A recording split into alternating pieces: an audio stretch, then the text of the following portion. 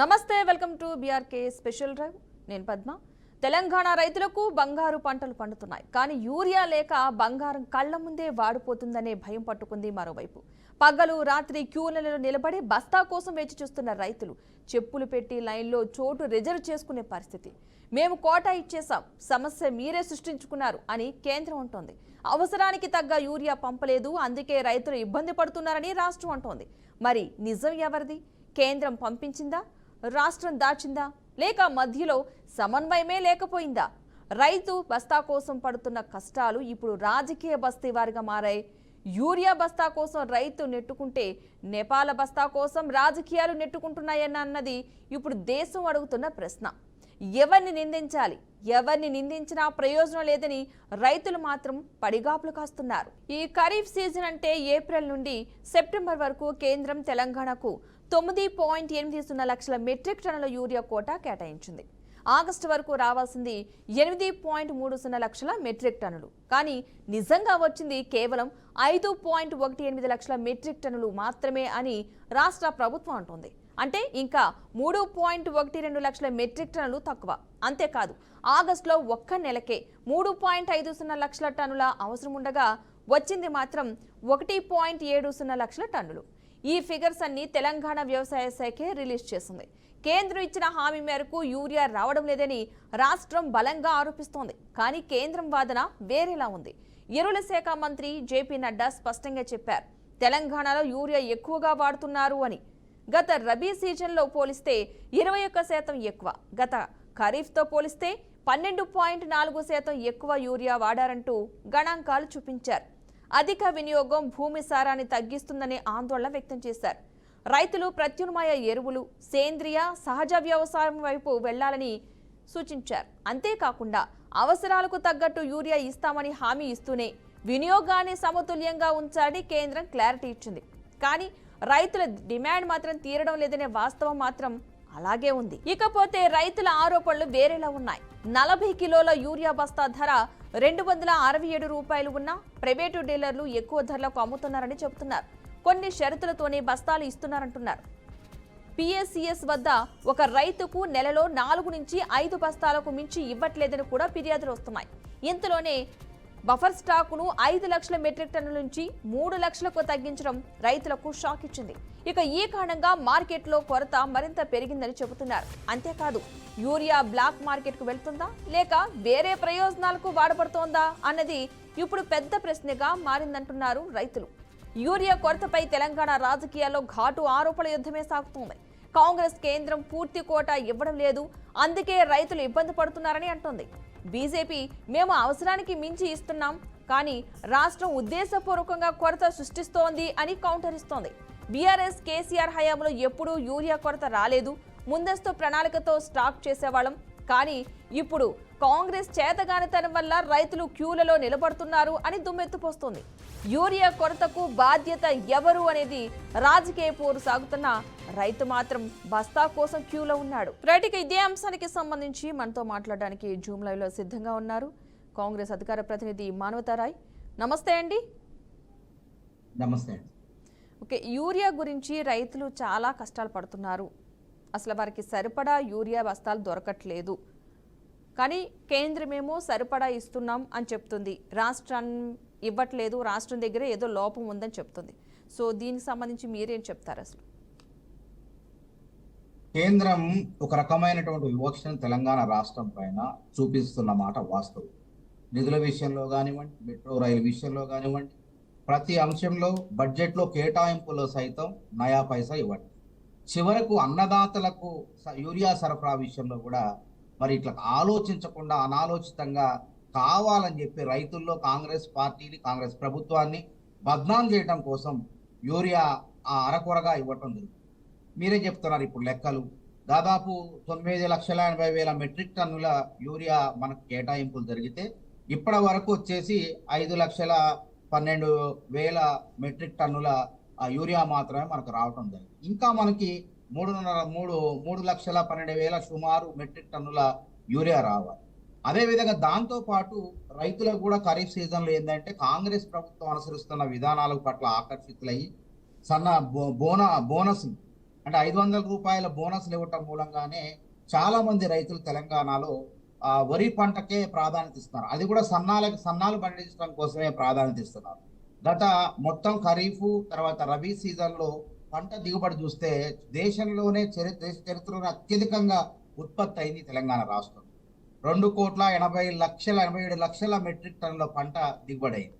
అందులో సన్నాలు ఉన్నాయి, దొడ్డు బియ్యం అన్నీ ఉన్నాయి. కాబట్టి రైతులు కూడా ఏం చేస్తున్నారంటే పంట ఏపుగా పెరగడం కోసం, కలుపు మొక్కల నివారణ కోసం ముందుగానే వేరే కీటకనాశనలు వాటిని కలుపు నాశనలు వాడటం, అదేవిధంగా పంట ఏపుగా పెరగడం కోసం అవసరానికి మించి యూరియాను కూడా వినియోగించడం, చల్లటం, పొలాల్లో చల్లటం జరుగుతుంది. వాస్తవంగా ఒక రైతు ఒక ఎకరానికి 65 బస్తాల యూరియా చల్లితే ఆ పంటకు సరిపోదు. కానీ అంతకు మించి పంట బాగా ఇంకా పెరగాలి అని చెప్పేసి అంటే సేంద్రియ ఎరువులను ఇట్లాంటి వాటిని కూడా వెదజల్లకుండా, తర్వాత పశువుల పెంపకం లేకపోవటం మూలంగా, తర్వాత ఈ మామూలుగా సేంద్రియ ఎరువులు లేకపోవటం మూలంగా ఈ విధంగా అత్యధికంగా 65 బస్తాలకు బదులు 100, 110 బస్తాలకు పైగా యూరియాను పొలాల్లో చల్లటం జరుగుతుంది. దీని మూలంగా కూడా కొంత సమస్య ఉత్పన్నమవుతుంది. ఇట్లాంటి పరిస్థితుల్లో రామగుండం ఎరువుల కర్మాగారం ఉంది. ఆ ఎరువుల కర్మాగారంలో పని దినాలు 140 రోజులు పనిచేయాల్సింది రకరకాల కారణాలతో 70 రోజులు పనిచేయటం మూలంగా కూడా యూరియా అనేది సక్రమంగా ఉత్పత్తి కాలేదు.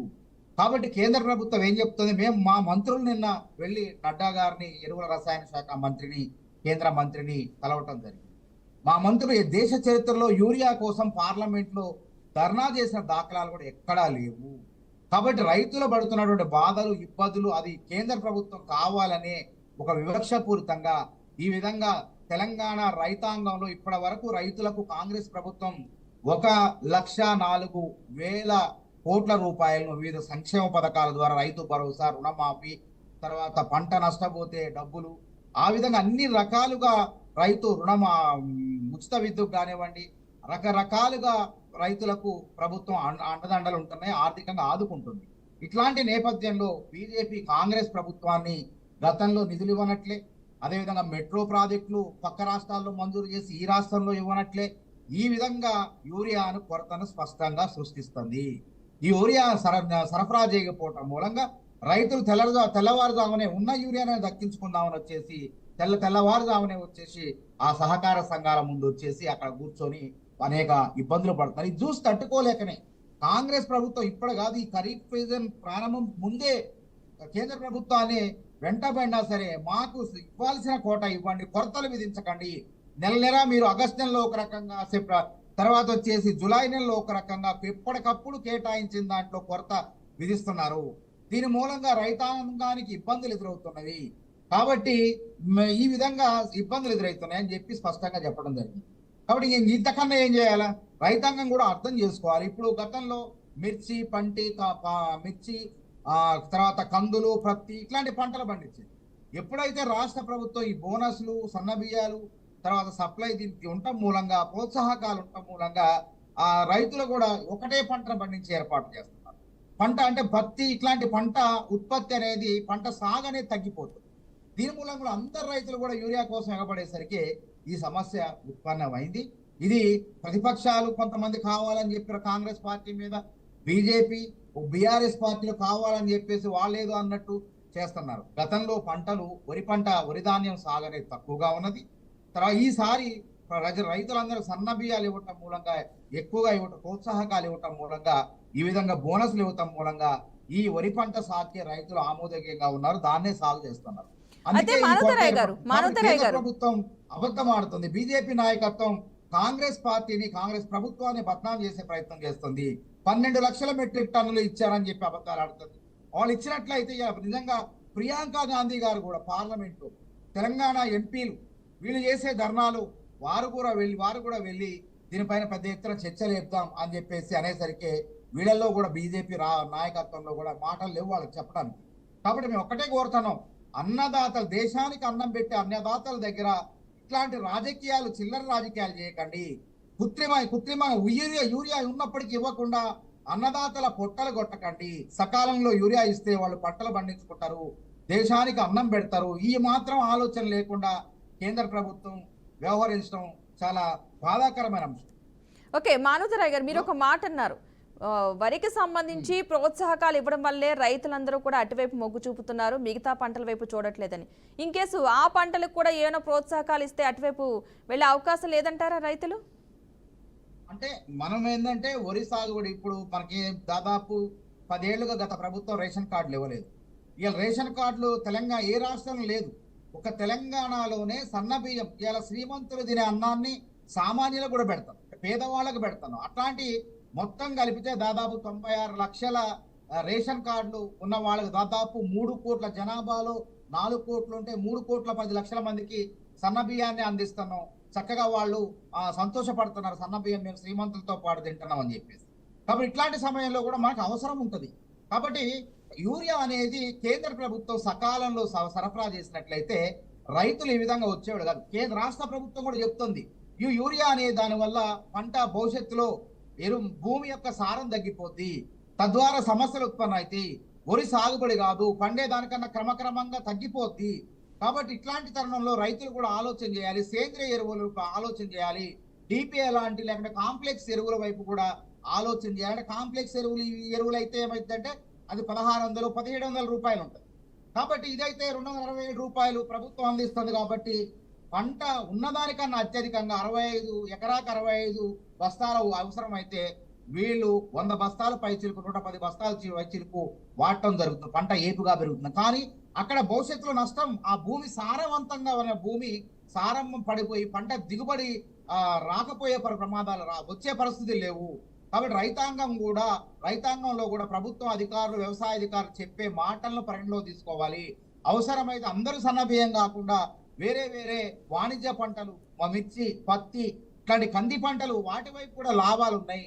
ప్రభుత్వం ఆ వైపు కూడా రేపు మరి కాంగ్రెస్ ప్రభుత్వం వాటి వైపు కూడా ఆలోచన చేస్తుంది. వాటిని కూడా ప్రోత్సహించేందుకు ప్రభుత్వం మరి ఆలోచనాత్మకంగా ముందుకు పోతుంది. ఈ సమస్య ఈ సీజన్ లో ఉత్పన్నమైంది కాబట్టి భవిష్యత్తులో ఉత్పన్నం కాకుండా మరి కాంగ్రెస్ ప్రభుత్వం ఆ పంటలను కూడా ప్రోత్సహించే విధంగా ముందుకు సాగే విధంగా మా అడుగులు పడతారని తెలియజేస్తుంది.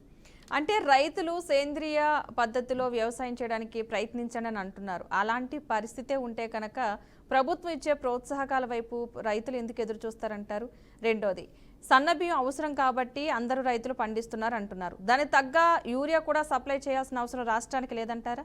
అంటే రైతును ఆదుకోవాల్సిన అవసరం లేదంటారా? అంటే రేషన్ కార్డు ఉన్న ప్రతి ఒక్కరికి సన్నబియ్యం ఇస్తున్నాం అంటున్నారు, ఆనందించదగ్గ విషయమే, మంచి పరిణామమే. కానీ పండించే రైతు పరిస్థితి ఏంటి? రైతు పండిస్తేనే కదా అందరికీ మనం బియ్యం ఇవ్వగలిగేది.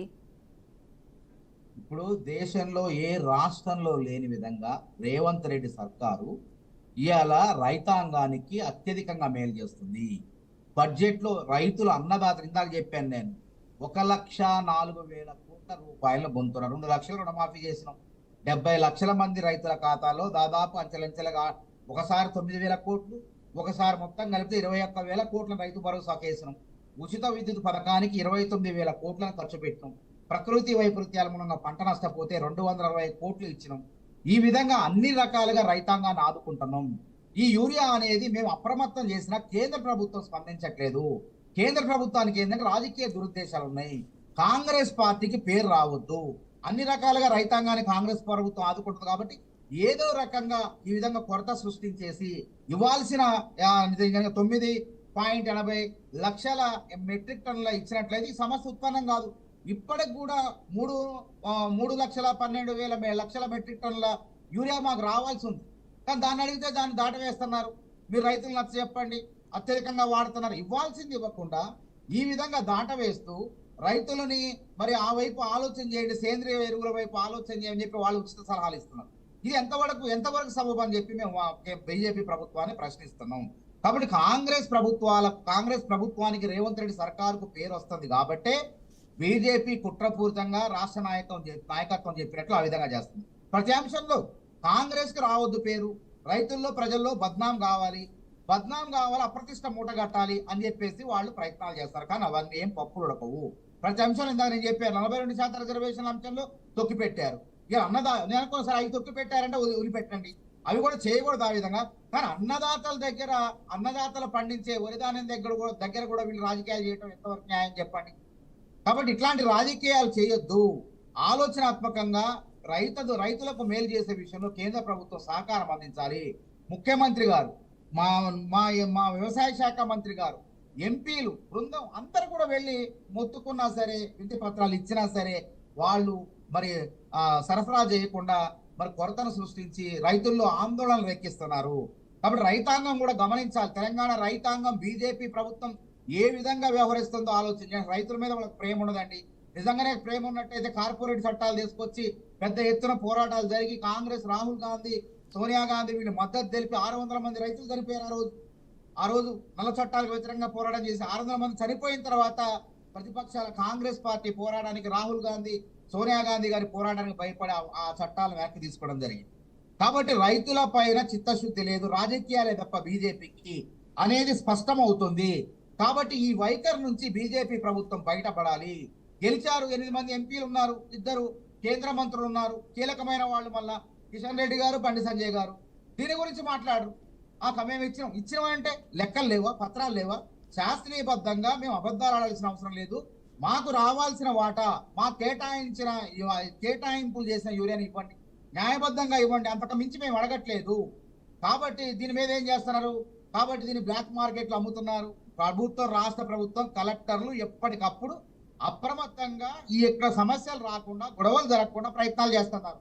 కాబట్టి దీన్ని రాజకీయం చేస్తున్నారు. బీఆర్ఎస్ వాళ్ళు కూడా దీన్ని అర్థం చేయకుండా మరి కేంద్ర ప్రభుత్వాన్ని ప్రశ్నించట్లేదు. ఎందుకు మీరు పంపలేదని చెప్పేసి గట్టిగా వాళ్ళని ప్రశ్నించకుండా కాంగ్రెస్ ప్రభుత్వాన్ని నిలదీసే ప్రయత్నం అంటే దీని అర్థం ఏంది? రైతుల పెట్టే అన్నం దగ్గర కూడా రాజకీయాలు చేస్తారు. రైతులకు యూరియా దగ్గర కూడా వీళ్ళు రాజకీయం చేసి లబ్ధి పొందాలనుకుంటారు. కానీ ఇట్లా ప్రజలు కానీ రైతులు కానీ వేపు చూడరు. కాంగ్రెస్ ప్రభుత్వం ఏ విధంగా రైతుల కోసం కష్టపడుతుందో, యూరియా కోసం పార్లమెంట్ లో ధర్నాలు చేస్తుంది, ఈ విషయాలన్నీ కూడా పరిగణలో తీసుకుంటారు. కాబట్టి తప్పకుండా ఈ బాధ్యత కేంద్ర ప్రభుత్వం పైనే ఉన్నది. కేంద్ర ప్రభుత్వం వెంటనే ఆ 3.12 మెట్రిక్ టన్నుల యూరియాను వెంటనే సరఫరా చేసి ఈ రైతుల యొక్క సమస్యను తీర్చాల్సిన బాధ్యత వాళ్ళపైన ఉన్నదని చెప్పి మేము కేంద్ర ప్రభుత్వాన్ని కోరుతున్నాం. ఓకే, మీరు అన్నట్టు రైతు సమస్యలపై బీజేపీకి, కేంద్ర ప్రభుత్వానికి చిత్తశుద్ధి లేదు. కానీ రాష్ట్రానికైతే రైతులపై చిత్తశుద్ధి ఉంది కదా, వారి బాధ్యత రాష్ట్రానికి కదా. అంటే ప్రత్యామ్నాయంగా ఏం చేస్తే మంచిదంటారు? యూరియా ఇన్ కేసు మీరు అన్నట్టుగా 3,12,000 మెట్రిక్ టన్నుల యూరియా ఇవ్వాలి కాబట్టి ఇవ్వలేదు. సో దానికి ప్రత్యామ్నాయంగా ఎలాంటి ఉపాయం చేసే అవకాశం ఉంది? రైతుల్ని ఏ విధంగా రాష్ట్రం ఆదుకోవాలంటారు?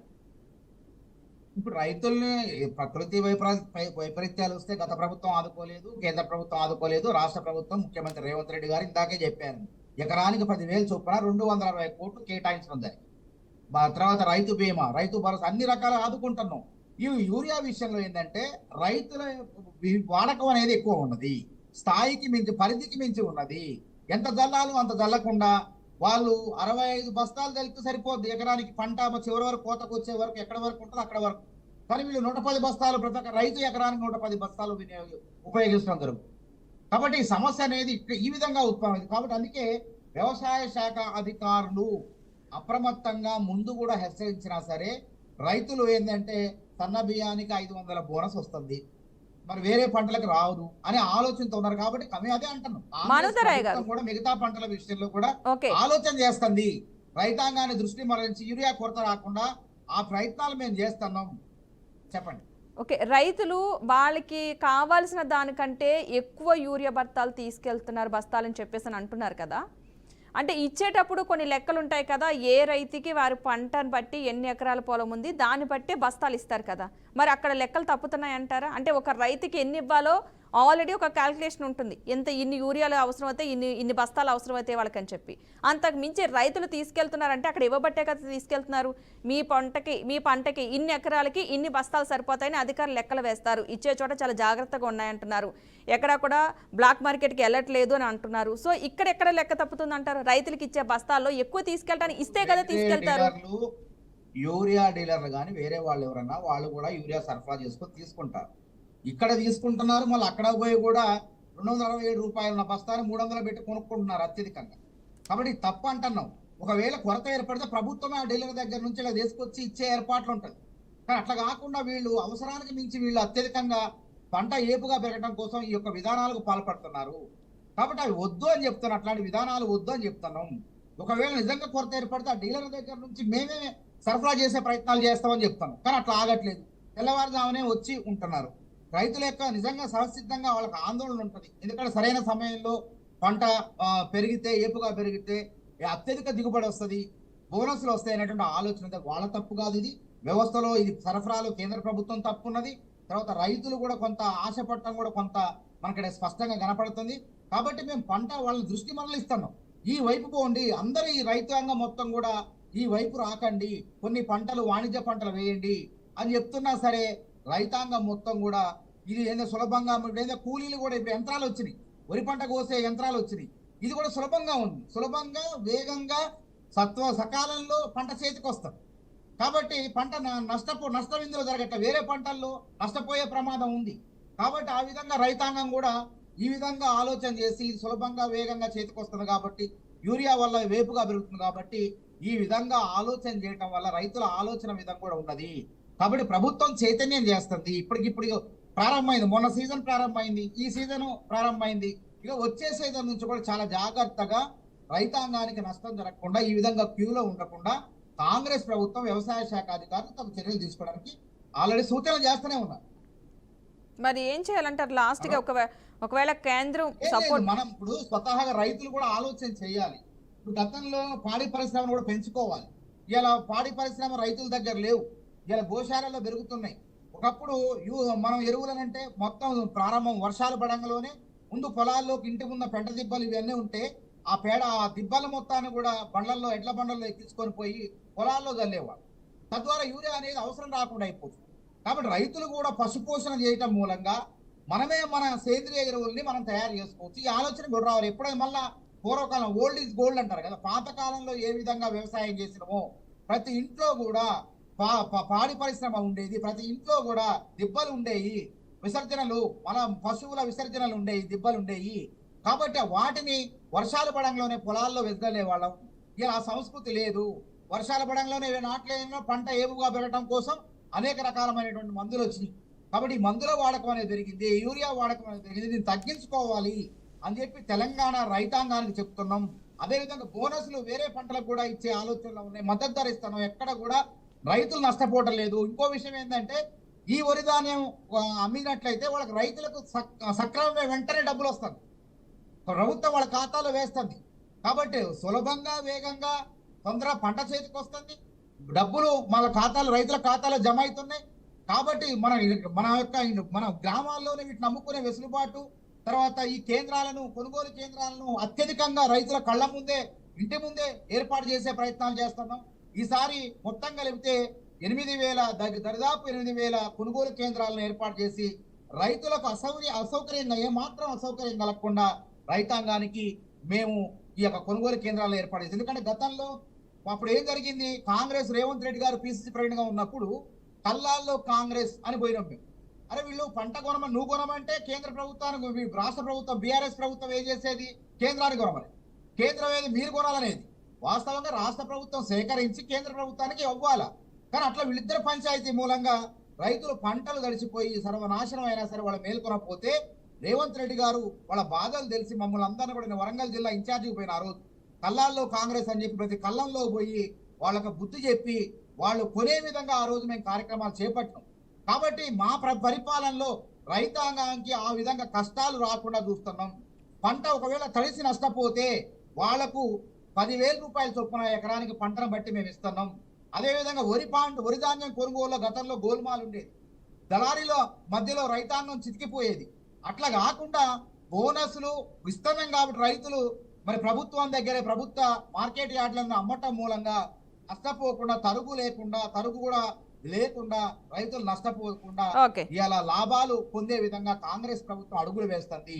ఇది అన్నదాతల ప్రభుత్వం. ఈ అన్నదాతల కోసమే 1,04,000 కోట్లు ఖర్చు చేస్తున్న రాష్ట్రం దేశంలో ఎక్కడ లేదండి. దాదాపు ఇంటికి 10 సంక్షేమ పథకాల్లో రైతుకు సంబంధించిన 4-5 పథకాలు ఉన్నాయి. అందుకే ఇవాళ ప్రతి రైతు, ప్రతి పేదవాడు, ప్రతి మహిళ ఈ సంక్షేమ పథకాలు అందుకుంటున్న ప్రతి ఒక్కళ్ళు ఏమంటున్నారంటే ఇంటింటికి 10కి పైగా సంక్షేమ పథకాలు, ఇక పక్కా 10 ఏళ్లు రేవంత్ సర్కార్ అని చెప్పి దీవిస్తున్నారు. కాబట్టి రైతుల విషయంలో మాకు చిత్తశుద్ధి ఉంది, వాళ్లకు తగు న్యాయం చేస్తున్నాం. ఏ ప్రభుత్వాలు దేశంలో చేయలేదు. అసలు రుణమాఫీ అనే ఆలోచనని సోనియా గాంధీ గారి హయాంలో ఆ రోజు ఉమ్మడి రాష్ట్రంలో వీళ్ళంతా ఎక్కిరించారు. రుణమాఫీ ఎట్లా అయిద్దన్నారు, చేసి చూపించడం. ఉమ్మడి రాష్ట్రంలో 14,000 కోట్ల రుణమాఫీ చేసినాం. అదేవిధంగా దేశవ్యాప్తంగా 70,000 కోట్ల రుణమాఫీ చేసినాం. ఇలా రైతులకు ఉన్నటువంటి పథకాలన్నీ కూడా కాంగ్రెస్ హయాంలో ఉద్భవించినవి. ఆ కాంగ్రెస్ ప్రభుత్వాలు పెట్టిన పథకాలే. కాబట్టి దీని మీద కావాలని రాజకీయం చేస్తున్నారు వాళ్ళు. ఈ రాజకీయాలు వద్దు, అన్నదాతల దగ్గర రాజకీయాలు వద్దు. బీజేపీ, బీఆర్ఎస్, కాంగ్రెస్ కలిసి వాళ్ళ కొరత లేకుండా రోడ్ల మీద నిల్చోకుండా అందరం కూడా అన్నదాతలకు మేలు చేసే విధంగా వ్యవహరించాలని చెప్పి మేము వాళ్ళకి కోరుతున్నాం. Okay, right. థ్యాంక్ యూ అండి మనోతరాయ్ గారు డ్రైవ్లో పాల్గొన్నందుకు. మొత్తంగా అయితే తెలంగాణ వ్యాప్తంగా రైతులు ఎరువుల కోసం ఎదురు చూసే సమయం అయితే ఉన్నట్టుగా ఉంది తెలుస్తోంది. ఎరువుల కోసం, యూరియా బస్తాల కోసం రైతులు కూడా క్యూ కడుతున్నారు. అటు రాష్ట్రం ఇవ్వట్లేదని చెప్తుంటే కేంద్రం నుంచి ఏమో ఇవ్వట్లేదని రాష్ట్రం చెబుతుంది.